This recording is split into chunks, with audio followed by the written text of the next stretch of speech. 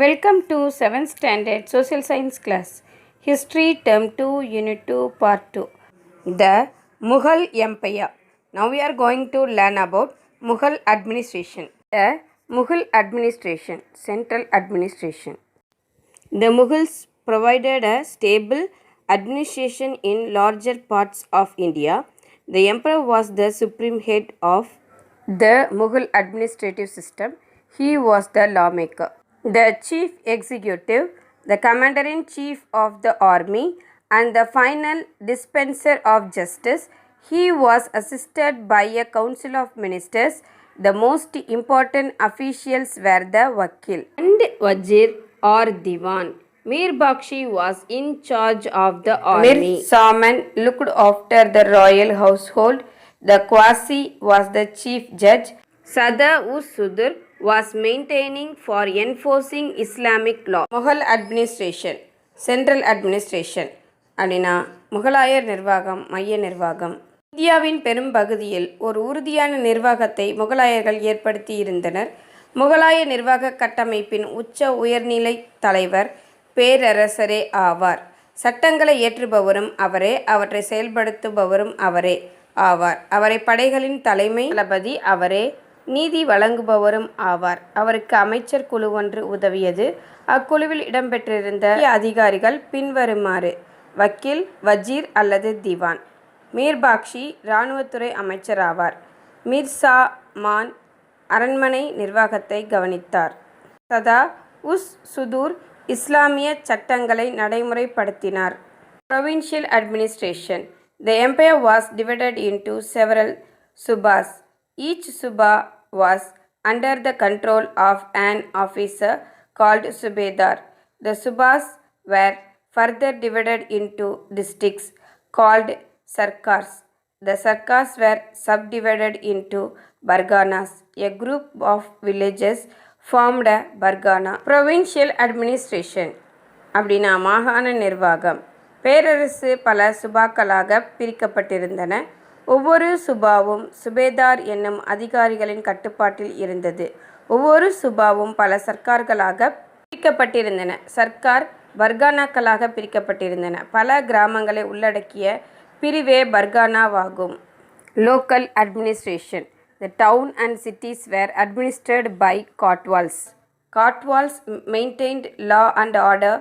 The administration of villages was left in the hands of local village panchayat. The panchayatas dispensed justice. Local administration அப்படின்னா உள்ளாட்சி நிர்வாகம். நகரங்களும் பெருநகரங்களும் கொத்தவால் எனும் அதிகாரிகளால் நிர்வகிக்கப்பட்டன. கொத்தவால் சட்டம் ஒழுங்கை பராமரித்தார். கிராம பஞ்சாயத்தார்களிடம் கிராம அளவிலான நீதி வழங்கும் உரிமை வழங்கப்பட்டிருந்தது. அவர்கள் நீதியை வழங்கினர். Army. The Mughal army comprised infantry, cavalry, war elephants and artillery. The emperor maintained a large number of trained and well-armed bodyguards and palace guards. Army படை நிர்வாகம். முகலாய இராணுவமானது காலாட்படை, குதிரைப்படை, யானைப்படை, பீரங்கிப்படை ஆகிய பிரிவுகளை கொண்டிருந்தன. அரசர் 4 பயிற்றுவிக்கப்பட்ட சிறப்பு வாய்ந்த ஆயுதங்களை ஏந்திய எண்ணிக்கையிலும் அதிகமான பாதுகாப்பு வீரர்களையும் அரண்மனை காவலர்களாகவும் பராமரித்தார். Mansabdari system. Akbar introduced the Mansabdari system.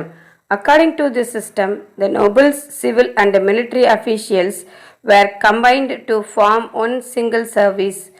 Everyone in the service was given a mansab, meaning a position or rank. A mansabdar was a holder of such a rank.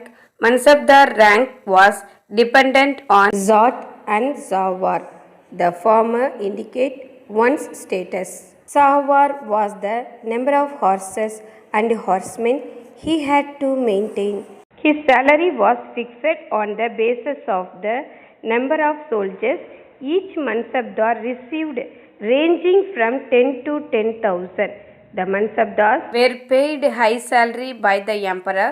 Before receiving the salary, a mansabdar had to present his horsemen for inspection. Their horses were branded to prevent theft. The emperor could use the troops maintained by a Mansabdar whenever he wished. The rank of Mansabdar was not hereditary during Akbar's time. After him, it became hereditary. சப்தாரி system அப்படின்னா மன்சப்தாரி முறை. மன்சப்தாரி முறை அக்பர் அறிமுகம் செய்தார். இம்முறையின் கீழ் பிரபுக்கள், இராணுவ அதிகாரிகள், குடிமைப்பணி அதிகாரிகள் ஆகியோரின் பணிகள் ஒன்று சேர்க்கப்பட்டு ஒரே பணியாக மாற்றப்பட்டன.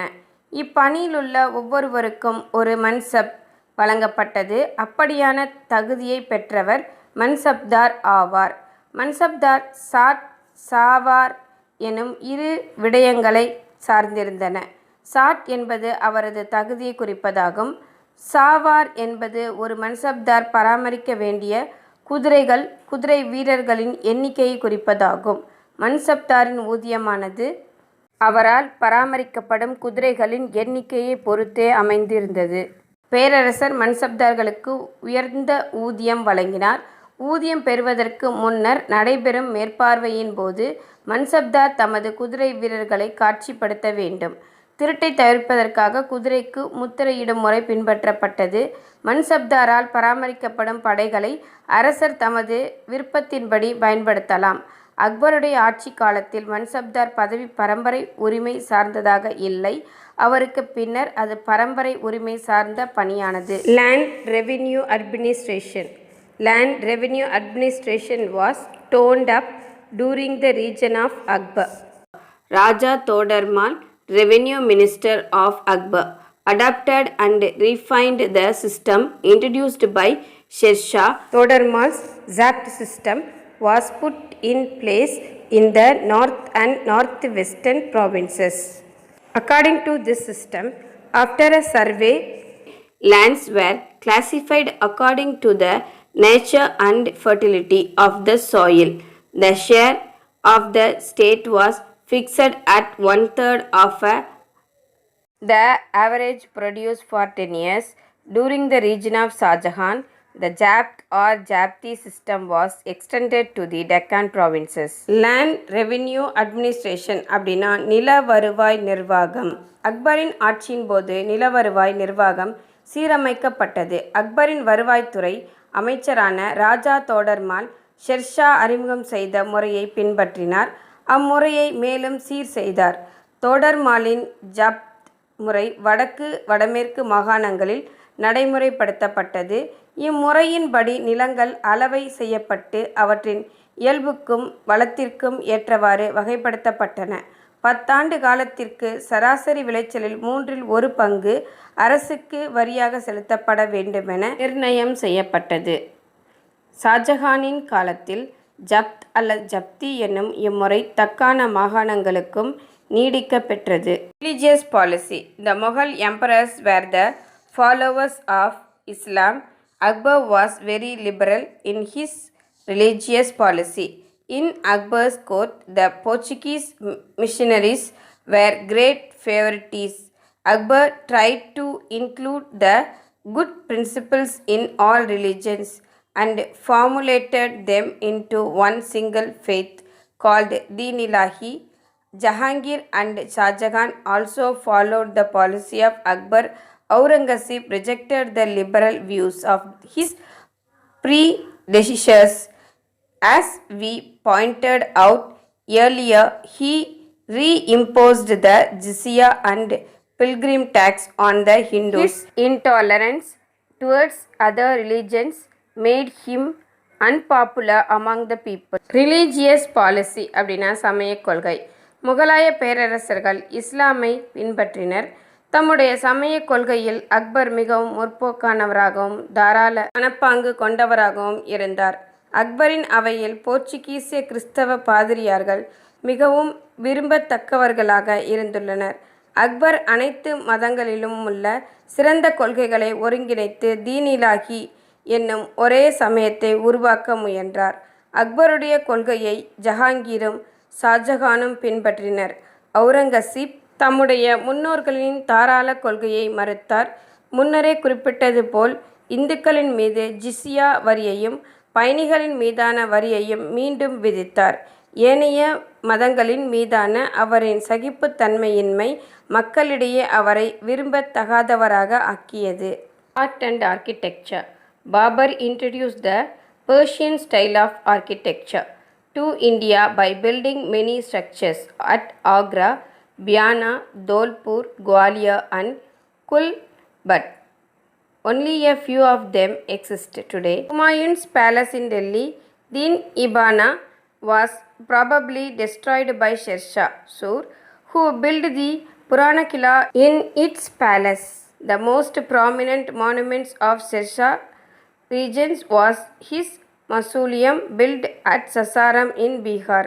Art and architecture அப்படின்னா கலை கட்டடக்கலை. பாபர் பாரசீக கட்டடக்கலை முறையை இந்தியாவில் அறிமுகப்படுத்தி ஆக்ரா, பியானா, டோலாப்பூர், குவாலியர் மற்றும் கியூல் போன்ற பகுதிகளில் கட்டடங்களை கட்டுவித்தார்.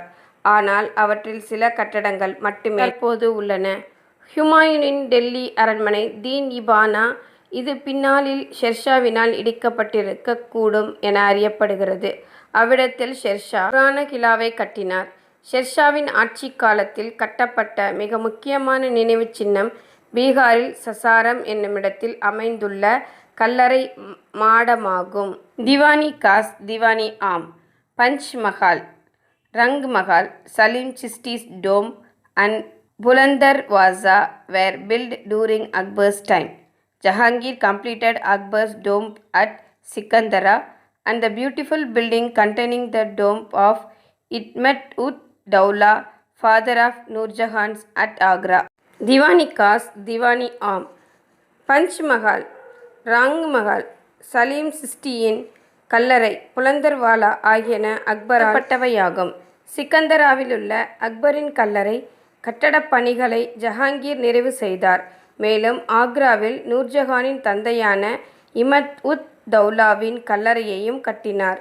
Shahjahan's time witnessed the climax of Mughal splendor.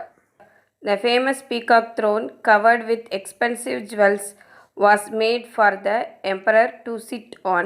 Then rose the world-famous Taj Mahal by the side of the Yamuna river at Agra. Beside Taj, he built the Moti Masjid, the Pearl Mosque at Agra, the great Jama Masjid of Delhi, and the Diwani Khas and Diwani Am in his palace in Delhi. முகலாய பேரரசும் அதன் புகழும் உன்னதமும்.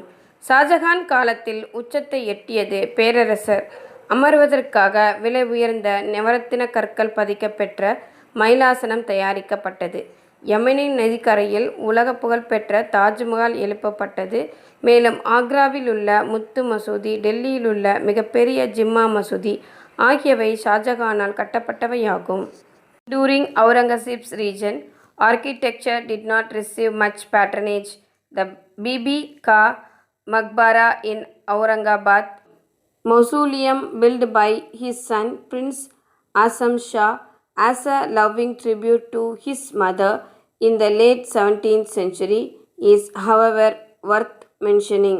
அவுரங்கசீப்பின் ஆட்சி காலத்தில் கட்டடக்கலை பெரிய அளவிலான ஆதரவை பெறவில்லை. ஆனாலும் அவுரங்கசீப்பின் மகன் ஆசம் ஷாவால் தம் தாயின் அன்பை போற்றும் வகையில் அவுரங்காபாத்தில் கட்டப்பட்ட பிபிகா மக்பரா என்னும் கல்லறை மாடம் குறிப்பிடத்தக்கதாகும்.